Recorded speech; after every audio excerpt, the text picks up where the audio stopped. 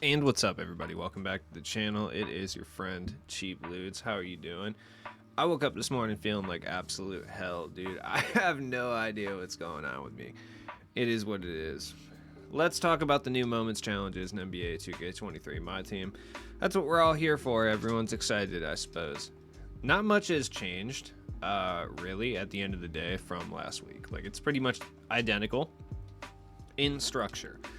At least it's on pro difficulty. I'll be honest, I didn't even finish last week's, and the reason I didn't finish last week's is simply because the Lauri Markkanen challenge gave me so much trouble because I tried to finish that and the Paul George one in the last 2 days, and the Lauri Markkanen challenge gave me so much trouble because this man got hurt twice, fouled out twice, like. Just absolutely insanity. And then there's one game where I just literally was in like the third quarter and he still only had like 6 rebounds somehow. And I just was like, no, I'm not doing this anymore, and I turned it off. So I didn't finish it. It is what it is, though. So let's go over the challenges. We got freaky double-double, recorded double-double with points and rebounds specifically. And make 1 3-pointer with any Giannis Antetokounmpo.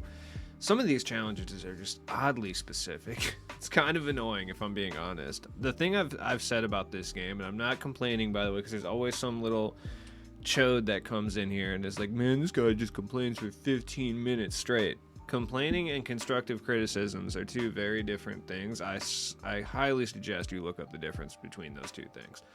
But my constructive criticism of challenges like this is that most things in this game are a little too oddly specific or hyper specific, where it doesn't feel like you're playing the game for your own enjoyment most of the time. It feels like you're playing the game to accomplish some sort of like obtuse goal, and that can really start to drain you and drain the enjoyment on this game after like quite a while. Like, you see this with other games too, and a lot of games have kind of moved away from this, and instead of making you do very hyper specific things to complete, they kind of make it more general where you just have to play the game and do it your way. So that's kind of more what I would like to see. I don't mind these every once in a while, but it feels like every single challenge that relates to the agenda or any type of grind for this game is increasingly hyper specific, where you really have to play the game a completely certain way to get it done. That being said, it's not like this one's bad or anything. I just wanted to mention that because I've been meaning to talk about that for a while. I'm probably going to talk about that in the podcast this weekend for sure. Make 1 3-pointer. I mean, not really the hardest challenge. You can just, obviously, current series Giannis will get this done. Then we got Brook Lopez blocks. 6 blocks with Brook Lopez. 6 blocks with Brook Lopez is going to be time consuming, but it's very doable. Get a historic pennant for that. That's cool. Then we got the unstoppable one, non-auctionable, of course. Record 41 points, 14 assists, and 11 rebounds with any Luka. I mean, yeah, you're just going to have to put Luka on like the power forward. You're just going to have him play power forward, I guess.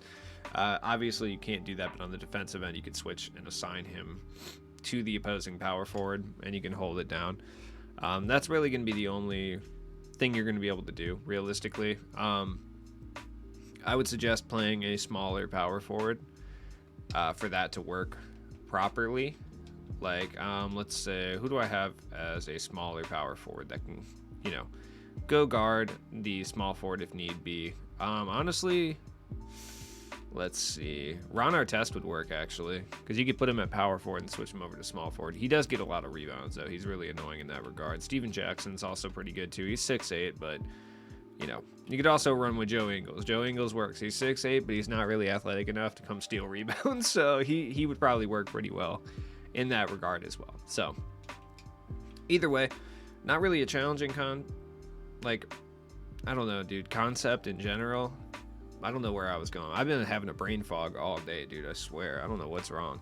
I'm sick in some regard, dude. It is cold and flu season, so it is what it is. Not really that surprising, but this one's more time-consuming than it is challenging, if that makes sense. Cavaliers dynamic duo. Score 41 points with both Donovan Mitchell and Karis LeVert. Now, I believe, judging by the language, it makes it seem like you have to score 41 points with Donovan Mitchell and then also score 41 points with Karis LeVert. That's what the language is telling me. Yeah, I'm not sure, dude, honestly. Tyrese Maxey for 3. Make 9 3-pointers with any Tyrese Maxey. That's super easy. Honestly, you can get that done very, very easily. That one's not going to be a challenge in any way, shape, or form. Bridges 3 and D. Make 3 3-pointers and 1 steal with Mikal Bridges. Once again, this one's going to be one of those challenges that's just going to be slightly time consuming due to the steal. Going to be near impossible on next gen because getting steals on next gen is like heinous in nature. So I don't really know how viable this one is going to be on next gen, but it's like whatever at this point. Just go on current gen and do it. 20,000 career points, score 33 points with any DeMar DeRozan. Once again, super easy. I mean, you're on pro difficulty. You should be able to do it relatively easy. You can run Zach LaVine with him to get that dynamic duo, just to make things a tad easier on yourself. The game will end once you score 33 points, so it shouldn't be that difficult regardless. Cade's fiery first half, record 27 points and 4 assists with any Cade Cunningham. Just use current series. Shouldn't be difficult. Like 38 points and 9 assists with Shai Gilgeous-Alexander. Once again, time consuming, not necessarily difficult. Score 27 points while making 7 3-pointers with Kevin Huerter. Okay, that's pretty funny. I'm not going to lie. That's just having to use Kevin Huerter is interesting. Yeah, shout out to Ruby Kevin Huerter last year. Ruby Kevin Huerter was holding it down, dude. I still haven't done my signature challenge yet. I'll be honest. My main critique with this game, and really the only critique that I have at this current moment, right? The gameplay is a whole nother section. I have about 3 critiques that I can level at this game currently that I think are... I don't know how anybody would argue these, but I could see people arguing with them because people just love to argue in general. But like my 3 main critiques of this game are that every single grind is too uber specific and time consuming. Everything kind of travels back to the trophy case. And I just wish they would throw... I know people are going to say the takeover grind is only an hour, but once again, the takeover grind just falls into the same thing I'm talking about. It's hyper specific. Like, you have to do this stuff. It's just... I just wish it was totals. Like, you know what I mean? Like, this. I wish it was all stuff like this. Score 100 fast break points over multiple games. Or, like, just one of these random things. You know what I mean? Just, like, a bunch of totals challenges. That way you could do whatever else you were going to do and get it done. But... this and the moments cards are really the only small level grinds that give you any sort of cards. And those are the only cards you're going to get for a long period of time. I mean, I stream somewhere between 2 and like 5 hours a day. And that's not necessarily about how long I play, but close to. I probably play like between 4 and 5 hours a day, realistically. Or at least I'm on the game for that amount of time at the bare minimum.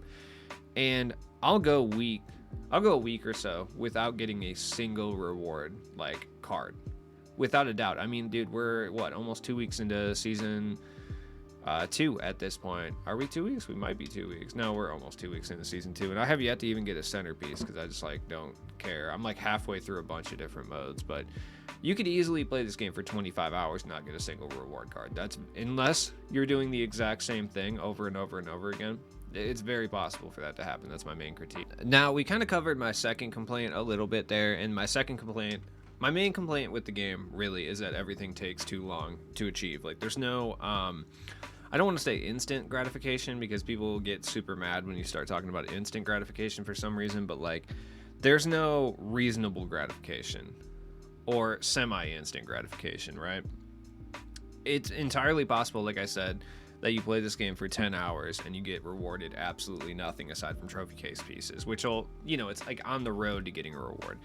So we just need more random little rewards here and there. That's it. Like, this game from a content perspective would be perfect if there were things that were, you were rewarded on the way to trophy cases, right? Like, if you looked on the trophy case, right, and you get 15 cards, so you get everything done. You get Pink Diamond Jermaine O'Neal, right? But if you were to get, let's say, since there's 15, you get 5 trophy case pieces, you get a ruby. So let's say you get, like, just something random, like, it doesn't matter, like a ruby David West, or, like, some random Pacers player, right? And then once you get 10, you get an amethyst, right? Just some random amethyst, like, it doesn't matter. Even, like, an amethyst, like, Jonathan Bender, or something. Even, like, a current player, like Amethyst Karis LeVert. Something of that nature.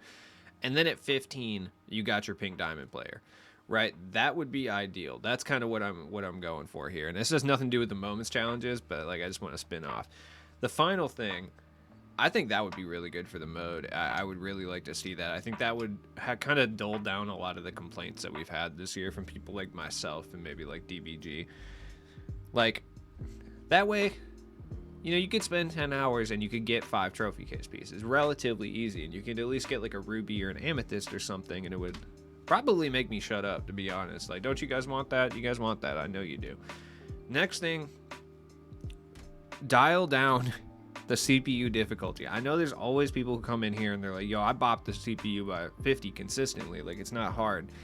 Okay, cool. I mean, good. You get brownie points for being really good at the game, but like, no, you cannot argue with me that the CPU isn't slightly overpowered.